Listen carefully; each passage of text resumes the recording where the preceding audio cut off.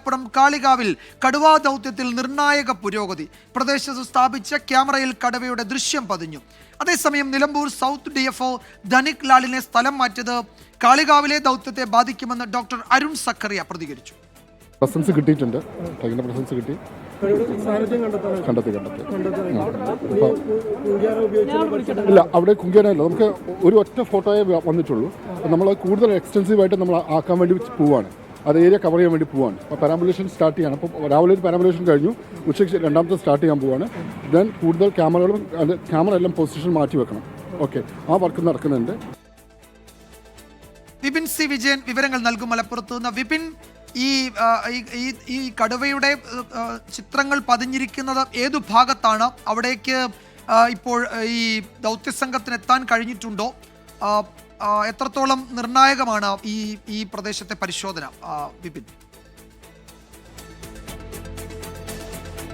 വിജയകുമാർ, ഈ കടുവ ഗഫൂറിനെ കൊലപ്പെടുത്തിയ അതേ സ്ഥലത്ത് നിന്നാണ് ഇപ്പോൾ ക്യാമറയിൽ ഒരു ദൃശ്യം പതിഞ്ഞിരിക്കുന്നത്. ഇന്ന് രാവിലെ ഏകദേശം ആ പ്രദേശത്ത് 50ഓളം ക്യാമറകളാണ് സ്ഥാപിച്ചിരിക്കുന്നത്. ഈ ക്യാമറകൾ ഇന്ന് രാവിലെയാണ് പരിശോധിച്ചത്. അതിലാണ് ഇപ്പോൾ ഒരു കടുവയുടെ ദൃശ്യം പതിഞ്ഞിരിക്കുന്നത്. അത് ഈ ഗഫൂറിനെ ആക്രമിച്ച് കൊലപ്പെടുത്തിയ ആ ഒരു പ്രദേശമുണ്ട്, അവിടെ വെച്ച ക്യാമറയിലാണ് ഒരൊറ്റ ചിത്രമാണ് പതിഞ്ഞിരിക്കുന്നത്. ആ ഒരൊറ്റ ക്യാമറയിൽ ഒരു ചിത്രം മാത്രമാണ് പതിഞ്ഞിരിക്കുന്നത്. ഇപ്പോൾ കൂടുതൽ RRT സംഘങ്ങൾ ആ പ്രദേശം കേന്ദ്രീകരിച്ച് ഇവിടുന്ന് മൂവി അങ്ങോട്ടേക്ക് പോയിട്ടുണ്ട്.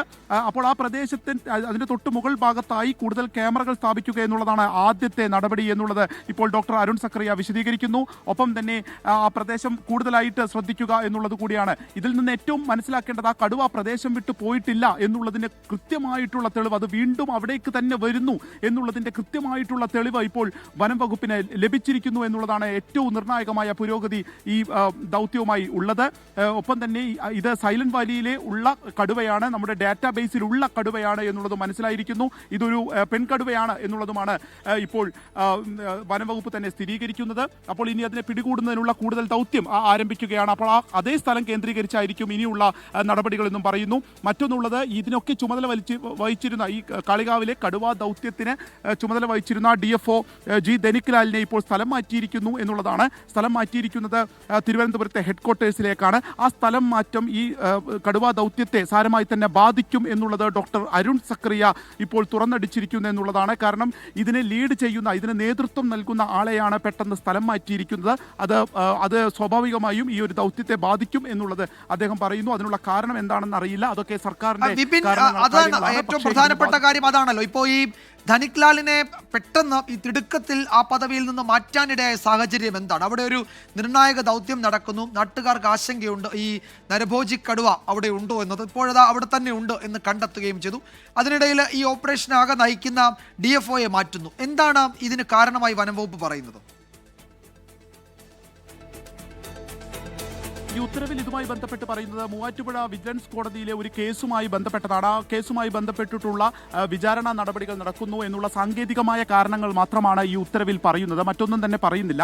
പക്ഷേ ഈ സ്വാഭാവികമായും ഇന്ന് 3ാമത്തെ ദിവസമാണ് ഈ കടുവാ ദൗത്യം നടക്കുന്നത്. ഈ കടുവയെ സംബന്ധിച്ച്, ആളുകളെ സംബന്ധിച്ച് അത്രത്തോളം ഒരു പരിഭ്രാന്തിയായി നിൽക്കുന്ന സമയമാണ്. ഇതിനൊക്കെ നേതൃത്വം നൽകുന്ന DFOയെയാണ് പെട്ടെന്ന് സ്ഥലം മാറ്റുമ്പോൾ അത് ആളുകൾക്കിടയിലുള്ള ആശങ്ക ഉണ്ടാക്കുന്നുണ്ട് എന്നുള്ളത് ഒരു കാര്യം തന്നെയാണ്. അത് തന്നെയാണ് ഇപ്പോൾ ഡോക്ടർ അരുൺ സക്കറിയയും പറഞ്ഞു വയ്ക്കുന്നത്. ഇനി പകരം ഇപ്പോൾ ACF K രാഗേഷിന് ചുമതല നൽകിയിരിക്കുന്നു. ഇതിൽ ഈ ഒരു ദൗത്യത്തിനിടയിൽ എന്തുകൊണ്ട് ഇങ്ങനെ ഒരു തീരുമാനം എന്നുള്ളതിൽ ഈ വനം വകുപ്പാണ് കൃത്യമായിട്ടുള്ള ഒരു മറുപടി പറയേണ്ടത്. വനം മന്ത്രിയാണ് ഇതുമായി ബന്ധപ്പെട്ട് പറയേണ്ടത്. ഇപ്പോൾ AP അനിൽകുമാർ ഈ സ്ഥലത്തെത്തുകയും അദ്ദേഹം പറഞ്ഞത് ഒരു നാഥനില്ലാത്ത അവസ്ഥ ഈ ഒരു മിഷന് ഉണ്ടാകരുത് എന്നുള്ളതാണ്. മറ്റുള്ളതൊക്കെ സർക്കാരിന്റെ കാര്യങ്ങളാണ്, ഭരണപരമായ കാര്യങ്ങളാണ്. പക്ഷെ ഒരു നാഥനില്ലാത്ത അവസ്ഥ പാടില്ല, അതുണ്ടാകാൻ അനുവദിക്കില്ല. കാരണം അത്രത്തോളം ജാഗ്രത വേണ്ട ഒരു സമയത്ത് എടുക്കുന്ന തീരുമാനങ്ങൾ വളരെ നിർണായകമാണ്. അതിനിടയിലാണ് അപ്പോൾ ഇങ്ങനൊരു തീരുമാനം. എന്തായാലും കാളികാവിലെ കടുവാ ദൗത്യവുമായി ബന്ധപ്പെട്ട് ഒരു നിർണായക ചലനം, ഒരു പുരോഗതി ഉണ്ടായിരിക്കുന്നു. ഒരു ചിത്രം ഇപ്പോൾ ഒരു ക്യാമറയിൽ പതിഞ്ഞിരിക്കുന്നു. ആ സ്ഥലം കേന്ദ്രീകരിച്ച് കൂടുതൽ RRT സംഘങ്ങൾ ആ പ്രദേശത്തേക്ക് മൂവ് ചെയ്ത് പോയി കഴിഞ്ഞിരിക്കുന്നു. വിജയകുമാർ, കടുവയെ ഒരു പ്രത്യേക സ്ഥലത്ത് ഉണ്ട്, അതിൻ്റെ സാന്നിധ്യമുണ്ട് എന്ന് സ്ഥിരീകരിച്ചു. അവിടേക്ക് ദൗത്യസംഘം പോവുകയാണ്. അപ്പോഴാണ് ഈ ദൗത്യസംഘത്തെ ആകെ നയിക്കുന്ന, അല്ലെങ്കിൽ അതിന് നേതൃത്വം നൽകുന്ന DFO ധനിക് ലാലിനെ സ്ഥലം മാറ്റിയത്. ഇത് ഈ ദൗത്യത്തെ ബാധിക്കുമെന്ന് തുറന്നു പറയുകയാണ് ഡോക്ടർ അരുൺ സക്കറിയ.